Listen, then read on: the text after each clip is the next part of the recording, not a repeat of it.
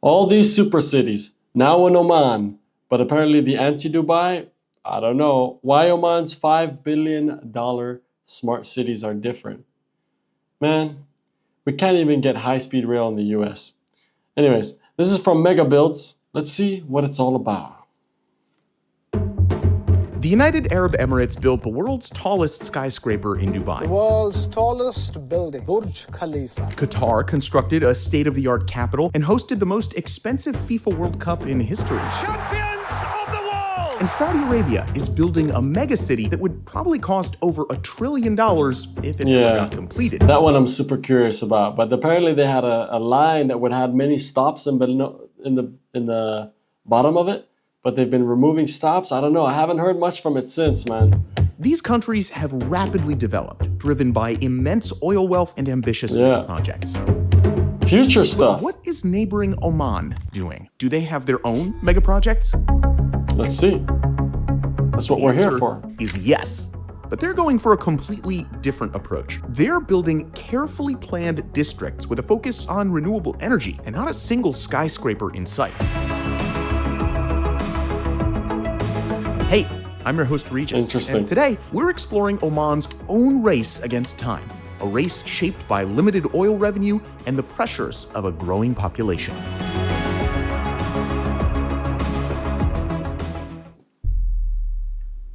Chapter 1. Habibi. This is one of Oman's visions of the future, a new district in the capital, Muscat. Comparing it to cities like Dubai or Doha, you're probably wondering, why does it look so small? Well, that's all part of the country's design philosophy. Today, the tallest building in Muscat is just 16 stories high. And that's a hotel that wasn't even built until 2016. To put that into perspective, Dubai had taller buildings back in the 1970s. This isn't because Oman can't build higher. They just don't want to, at least in most cases. To understand why, we have to hop way back to 1970, when a sultan named Qaboos took the throne of what was then one of the most isolated countries in the world. Imagine a country with just 10 kilometers of paved roads, a place where most people lived without electricity, and even finding clean water was a challenge. That was Oman in 1970, but Sultan Qaboos had a different vision for his country. While his neighbors rushed to take inspiration from Western-style development, he took a more traditional path. He didn't want to adapt to the Western style, and instead decided that every building in Muscat should blend with the coastal cliffs and mountains. Some visitors say it feels more like Switzerland than the Middle East, and that's exactly how Oman wants it. Instead of building shiny skyscrapers, they first focused on basic infrastructure and improving the quality of life. Today, the country's facing a new challenge. Oil and gas makes up 50% of the country's GDP and accounts for about 70% of government revenue because of the way the country's regulations and profits work.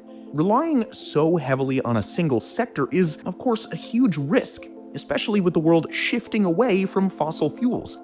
Compared to its neighbors, Oman's resources are also much smaller, and the clock is ticking faster than expected. The International Energy Agency has already predicted that global oil demand could peak as soon as 2030, so they have to find ways to diversify their economy. On top of that, Oman's population is set to explode from around 4.5 million to 8.5 million by 2040. That's a lot. Those people are gonna need homes. Like and that's double the where homes. Oman's Vision 2040 comes in.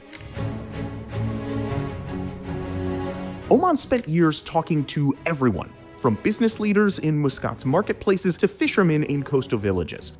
The message was clear. The people wanted progress, but not at the cost of their traditional values.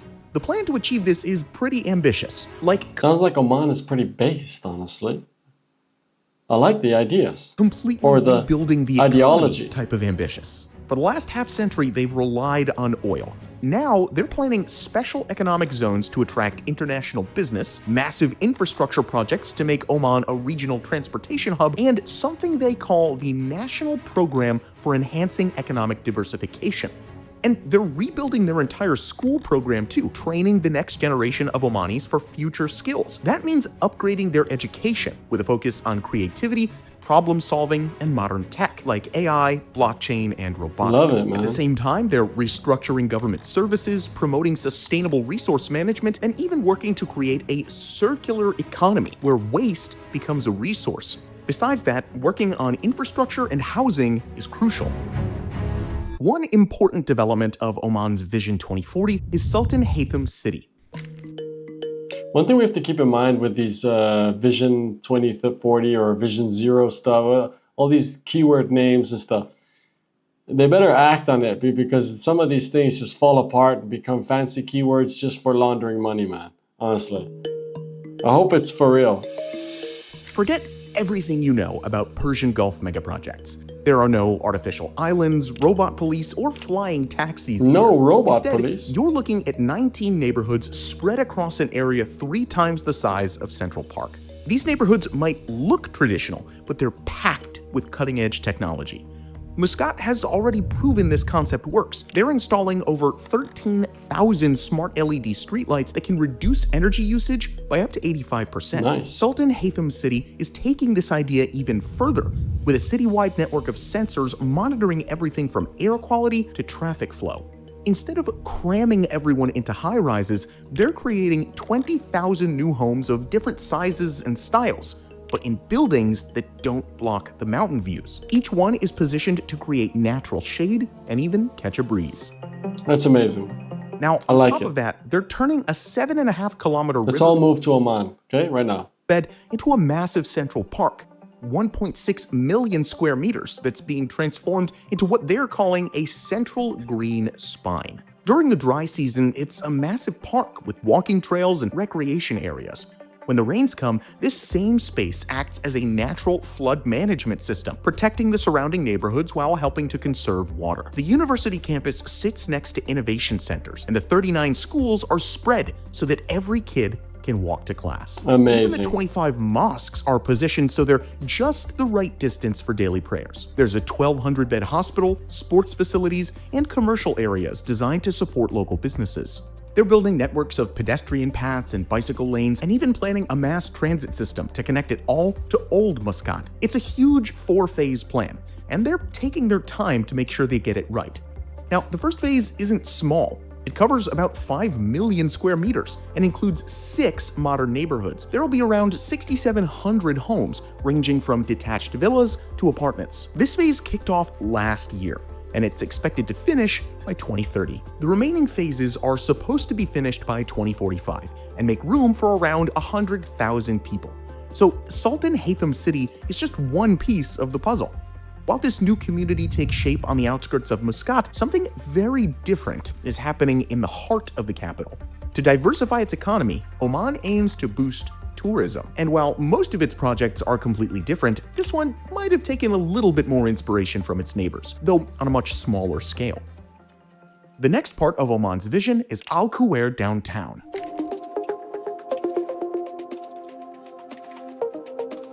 This $1.3 billion waterfront project was designed by the legendary Zaha Hadid architects to create a statement landmark. Even though Muscat has strict height restrictions, this project is an exception, allowing buildings with a height of up to 150 meters. Still, that's tiny compared to Dubai, where skyscrapers stretch over 800 meters tall. The entire development spans 3.6 million square meters. It's an innovative solution to a challenging problem. How do you balance the ancient wadis, those natural desert waterways, with modern canals and waterfront development?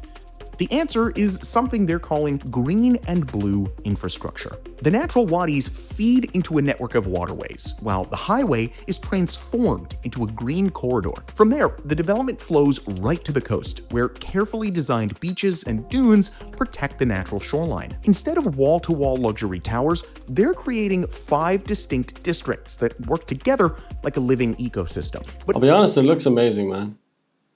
It looks fun, but at the same time, it's always like whoever creates all these animations, or I forgot the name for it, but whoever creates them should be jailed. Or whoever looks at these and then creates it should be jailed, because it never looks like this. ever. And it's always some version of a flattened out mat. I don't know.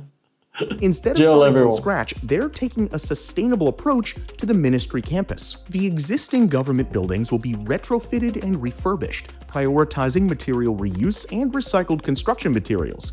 They're looking to turn it into a home for 64,500 people. Getting around Nice. will be different too. They're building a network Look of at that. You can all walk backwards and stuff. Did you see that down here? light rail, water taxis, and cycling paths. And the whole development is designed to be walkable, even in Muscat's intense heat. Construction began at the This looks way nicer though than some of the newer buildings coming up in Copenhagen, Denmark, where you'd look out your window and it's just the next building, and you can like see them cooking. That's how bad it is. end of 2024, starting with the key infrastructure like Like, healthcare if I see them cooking, I mean like it's like floor to ceiling windows. If you walked around naked, you'd see his ding-a-ling, man. and education. The first phase is actually part of the bigger plan, connecting back to Sultan Haytham City. And further along the Gulf of Oman's coast, another ambitious project see. is taking shape, one that pushes sustainability even further. The Yidi Development Master Plan Yidi is supposed to be the biggest sustainable community in the Middle East, a city that produces as much clean energy as it uses. 93% of the infrastructure is already in place, and the first wave of homes sold out immediately. The whole Nice. community will be up and running by 2026, making it the largest sustainable development in the region, and possibly the most ambitious. Every building will run on renewable energy. Rather than ending up in landfills, waste will get turned into energy instead. Probably the most amazing thing, I mean, it is a desert after all, is that 80% of the food people eat in Yidi will actually be grown right there in the city. Yeah, they're building a community that can actually feed itself. On top of that, electric buggies and shared e-bikes will replace cars on most streets. Urban farms will use advanced technology to grow food year-round. The ultimate goal is to cut residents' carbon footprints by 78% compared to normal Omani housing. And it's all happening right now. So, what's driving all these developments? You know, you see those animations with the buggy, they said, like, you know, and cycling and stuff. You really we talk a lot about the empire of America falling apart and it's the end of it and it's just basically fading. You know, unless America does something, you look at stuff like this, and if they can come across to actually completing these things, you wonder, hey, the future just ain't in the US anymore. It's in all these places, and you won't believe it until you go there and see it for yourself, right? It's the same like a lot of people who go to China and see some of these mega cities with all the lights and stuff, and you're like, bro, what is this? I can't even have like clean subway in New York or whatever, you know? It really is, it's beautiful to see. Honestly, I love seeing stuff like this. I just know that there's a lot of keyword and propaganda buzz and PR regarding sustainability and stuff, and a lot of it is just for laundering money. So I hope this is legit. I absolutely do, and it would give me a much bigger reason to go visit if they actually build stuff like this, like next level future stuff. You know, I would 100%. With Oman's oil revenues projected to decline over the next 20 years, the country's rapidly diversifying its economy. Tourism has become one of the main focal points. The country kept its traditional markets thriving and preserved its cultural heritage while building the new facilities and infrastructure needed that's to great. welcome visitors from around the world. In 2023, over 3 million tourists visited the country, a 41% jump from the year before. They're coming for the mountains, ancient ports, and traditions that stretch back centuries. By 2040, tourism alone should contribute 10% to the economy, backed by $51 billion in new investment. Projects like the $2.4 billion mountain tourism development at Jabal al-Aqdar show that they're serious about actually making this happen. At 2,400 meters above sea level, it'll be a complete mountain community with its own wellness village perched higher than anywhere else in Oman. And it'll have space for 8,000 residents and welcome over 4,000 visitors every day. That's cool. Tourism is just one piece of a much bigger transformation. Oman is also looking to open up new roles for women in the workplace. They're even changing how the government works, giving local communities more control over their future. As the plan comes together, investment is flowing in. There's $33 billion worth of new construction projects in the pipeline. And it's not just about the big showcase projects either. Across the country, smaller developments are taking shape too. New roads are connecting remote communities. Ports are being modernized. Even traditional industries like fishing and agriculture are being updated with new technology. To make this huge countrywide development work, Oman knows that it can't just rely on natural resources. It needs to use everything, including the most important resource of all, the Omani people themselves. And that could be the most important factor, because at the end of the day, the measure of a country's success isn't how fast it grows or how much money it makes. It's whether it works for the people who actually live there. Oman is taking a completely different path from its neighbors. But will it work? We're curious to read your opinion on this one in the comments So down am I. below. And if you enjoyed this video, make sure to subscribe to Megabuilds. As always, thank you so much for watching, and we'll see you in the next video. Gotta love these mega projects, man, because there's so much hype about the line, for example, in Saudi Arabia, and I just, I want to see it finish. I do. I want to see what it can become. I want it to just work. I want it to work so that people can think, you know what? There's a whole new idea of how we do all this. Anyways, bike lanes all over new developments. All children can walk to school. This project has my full support. Yeah, this sounds great on paper. That's for sure. This project seems more plausible as compared to its neighbors. Kudos to the Omani government for keeping its traditions at the center of their projects. Yeah, I really like that part. It goes to show that it's more than just the financial aspect, of course. It seems like they really want to keep it on the low in terms of like respect for their land in some sense. As an architect student in the UAE, a lot of staff and students admire the architectural approach Oman has done over the years. Yeah. It's not just the biggest and baddest and tallest, because in the end, it's just, oh man, it just becomes too much, man. You don't want to live like that forever. Good job, Oman, for keeping these developments realistic. Seems like a great contrast to the UAE and will be a much more sustainable long-term compared to maintaining buildings like the Burj Khalifa. Sure. As an Omani living in Muscat, I'm so excited to see these projects come to light. Thank you for showcasing. Oh, okay, nice. Nice to see from someone who's there. I truly love everything about Oman's mega projects. The use of traditionalism and good urban planning is amazing. Yeah, we need to see it done, Well, he said one of them was almost done, no? I don't know. My dad worked in Oman back in the 70s when there was about 10 kilometers of paved road. Yo, that's crazy. Then Sultan Qaboos bin Said took over and built up the infrastructure. Oman has always seemed to be smarter and more considered in their modernizations. I remember my dad talking about the 5-year plan. They always had plans to progress the country. That's dope. I like that. That's a history. If you're watching this, you see a comment like this. This is a history lesson right here. Oman really knows how to actually make a green city. It seems like it. I hope. I lived in Oman for 14 years. Just left 2 months ago. And I can say the transition I've seen from when I first started living here to when I left in December 2024 is phenomenal. Cannot wait to visit again in May and December and see what everyone's up to. Well, apparently it's growing immensely. I currently live in Oman as a chemical engineer. This is country, wow. This is a country. Wow, man, a gem. I love it. I went to Oman and I liked. That's good. You should like. Ex-Muscat resident here. Really cool to see this video. The Al Kuwair downtown project is happening right opposite our building in Muscat, where my parents live. Hey man, good for you. The price of your place can go up. As someone who grew up in both Europe and Oman, I was amazed by how peaceful the life was in Oman, with the only problem being the lack of jobs. I hope in the future more people visit. Yeah, that would be amazing. Hey, I got nothing bad to say. I just want to see them done. Because at the moment, there's all these things in the Middle East, and it just feels like I'm not hearing anything. So, good luck, Oman. Are you Omani? Let me know. Do you live right across this project? Are you hearing drilling every day? Do you think it's a good idea? What do you think? More tourism? You want more of the British to come to you? No, you probably don't, honestly. But let me know in the comments.